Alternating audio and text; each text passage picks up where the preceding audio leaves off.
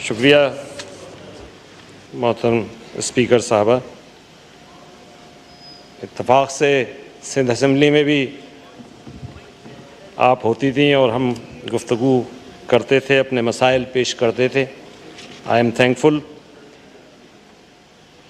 अभी सबसे पहले तो अहम मसला ये है, अभी मौलाना फजल रहमान साहब ने जिस मसले की तरफ इशारा किया, मैं समझता हूँ कि ये एक अहम इशू है।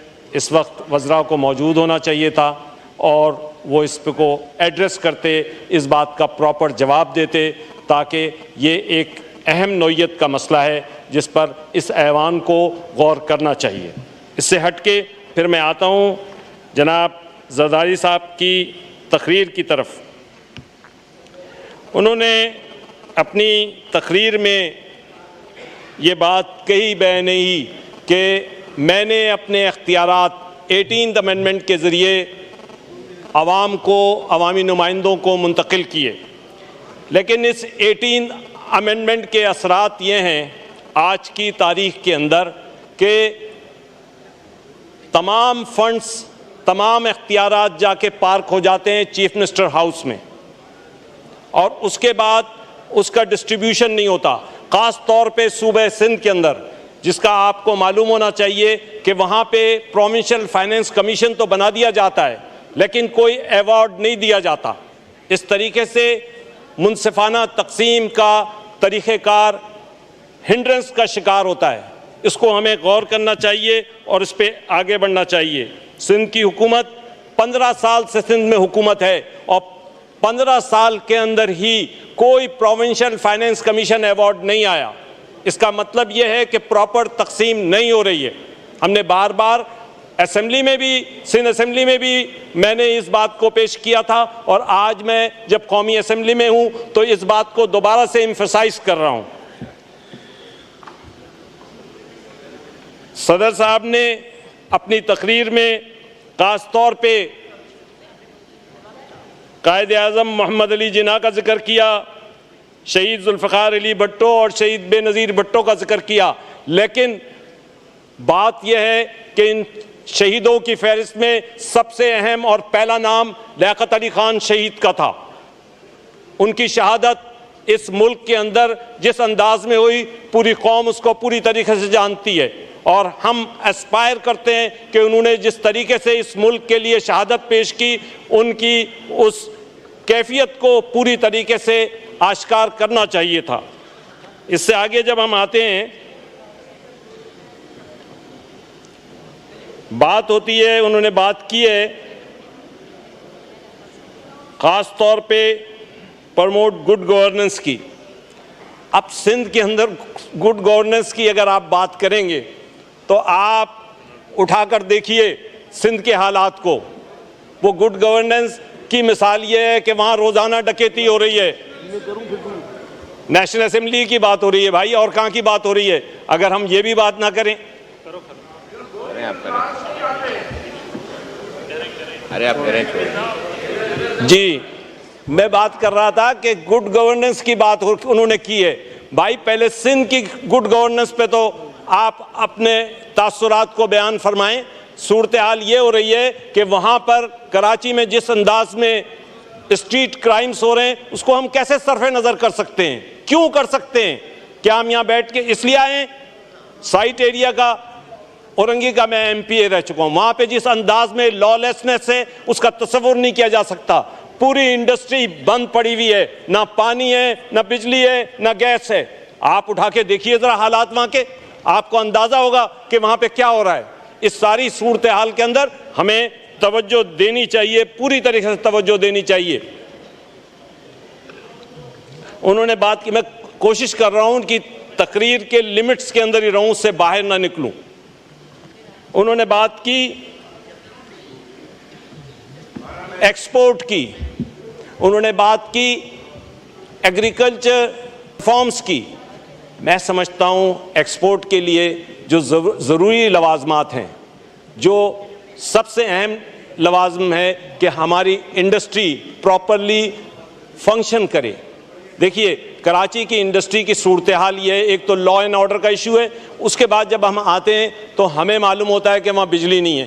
के इलेक्ट्रिक जैसी तंजीम ऑर्गेनाइजेशन हम पे मुसल्लत है, उस के इलेक्ट्रिक की कैफियत यह है कि वो ना सिंध में जवाब दे ना मरकज़ में जवाब दे। मुझे लगता है कि मादरजाद वो बिल्कुल खुले फिर रहे हैं, वो जिस तरीके से चाहते हैं कि कराची के लोगों पे इम्पोज करते हैं अपने टैरिफ को। मैं समझता हूँ कि इसका स्पेसिफिक हमें नोटिस लेना चाहिए कि वो किस अंदाज में काम कर रहे हैं। आप एक्सपोर्ट्स जो पाकिस्तान अभी चल रहा है, मैं समझता हूँ वो रेमिटेंसेस पे चल रहा है। रेमिटेंसेस हमारी अगर आप उसको स्लैश करें तो आप देखिए लोग जो पैसे भेज रहे हैं इस मुल्क के अंदर मेहनत करके, उससे ये मुल्क चल रहा है। उसके बाद हम दूसरी तरफ देखेंगे तो जो लोन्स हम इंटरनली भी जो बैंक से लोन ले रहे हैं, पूरी की पूरी हमारी मईशत उस पर डिपेंडेंट है। इस सूरत हाल के अंदर इस डिपेंडेंट मईशत के ऊपर हमें गौर करना चाहिए कि हम इन लोन से कैसे छुटकारा हासिल कर सकते हैं।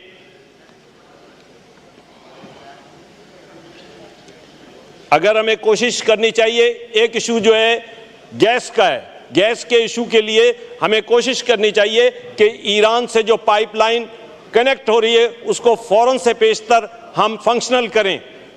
कहा जाता है कि अमेरिकन पाबंदियां हैं, क्या इंडिया के ऊपर अमेरिकन पाबंदियां नहीं हैं? वो ले रहा है वहां से पेट्रोल, वहां से गैस ले रहा है, सब कुछ ले रहा है इंडिया, लेकिन उस पर कोई अमेरिकन पाबंदी नहीं है। लेकिन हम डिसफंक्शनल है, इसकी वजह से हमारी गैस के रिजर्व्स खत्म हो रहे हैं। हमें इस पर पूरी तरीके से गौर करना चाहिए ताकि हम अपने मामलात को आगे बढ़ाएं। इसके बाद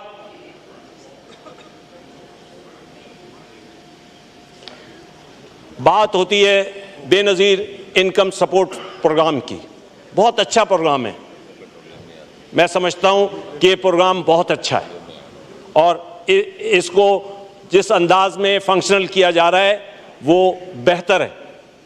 लेकिन इसके साथ साथ हमें गौर करना चाहिए कि वो बिलासूदी कर्ज़ों के लिए जो नौजवानों को दिए जाएं, यूथ प्रोग्राम के ज़रिए से फेडरल गवर्नमेंट ने एक प्रोग्राम अनाउंस किया है, लेकिन उसमें जो सूद का उनसर शामिल है उसकी वजह से नौजवान वो उसको चला नहीं सकते। इतना हाई परसेंटेज का सूद उसके ऊपर लगा हुआ है। कैसी इस सूरत हाल में किस तरीके से ये मुमकिन है कि नौजवान उस लोन को अवेल कर सकें? मैं समझता हूँ इसको बिलासूदी कर्ज़ों में कन्वर्ट करना चाहिए। अक़ुव्वत फाउंडेशन इस पर बहुत अच्छा काम कर रही है, उनके काम को अप्रिशिएट करना चाहिए और उस तरीक़ेकार को आगे बढ़ाना चाहिए। इसके बाद इशू जो हमारे सदर साहब ने लिया वो ख़ास तौर पे था टेररिस्ट एलिमेंट्स का।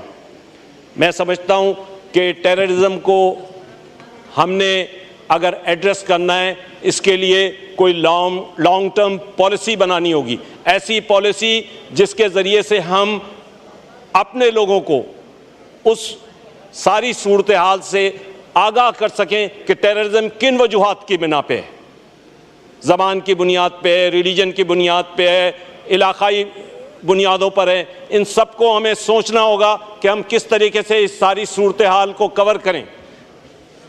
आज की तारीख के अंदर मैं समझता हूँ हमारे मुल्क में इसकी बड़ी सख्त फ़क़दान है। मोहतरम स्पीकर साहबा, सदर साहब ने फ़लस्तीन के बारे में भी ख्यालात का ख़ास तौर पे इज़हार फरमाया। उस सारी सूरत हाल के अंदर हम जिस अंदाज में फ़लस्तीन और गज़ा में होने वाली सूरत हाल पर खामोश, मैं समझता हूँ ये खामोशी ही है। इससे बेहतर तो वो 147 ममालिक हैं जिन्होंने आउट ऑफ एनी प्रॉब्लम उन्होंने तस्लीम किया इसराइल की तमाम तर मुखालफत के बावजूद, और वो यूरोप के ममालिक खड़े हुए हैं और उन्होंने इसराइल की जारियत को सख्त तरीन रेजिस्टेंस देने की कोशिश की है।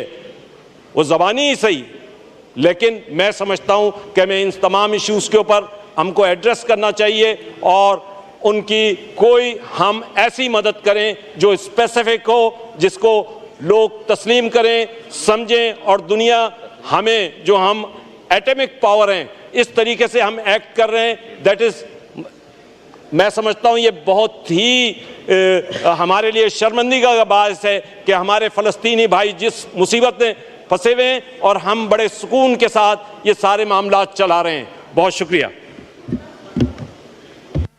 थैंक यू, आपने बड़ा टाइम का ख्याल रखा। 1 मिनट। 2 पॉइंट ऑफ ऑर्डर है। आपका नाम तो नहीं आया है, ठीक है। इनका भी पॉइंट ऑफ ऑर्डर आ जाए फिर आप। जी वसीम साहब, इसके बाद तसल्ली रखें, मैंने आपसे प्रॉमिस किया है तो होगा काम। आउज़ुबिल्लाहि मिनश्शैतानिर्रजीम, बिस्मिल्लाहिर्रहमानिर्रहीम। नाम लिखिए। मैडम डिप्टी स्पीकर साहिबा, बहुत शुक्रिया।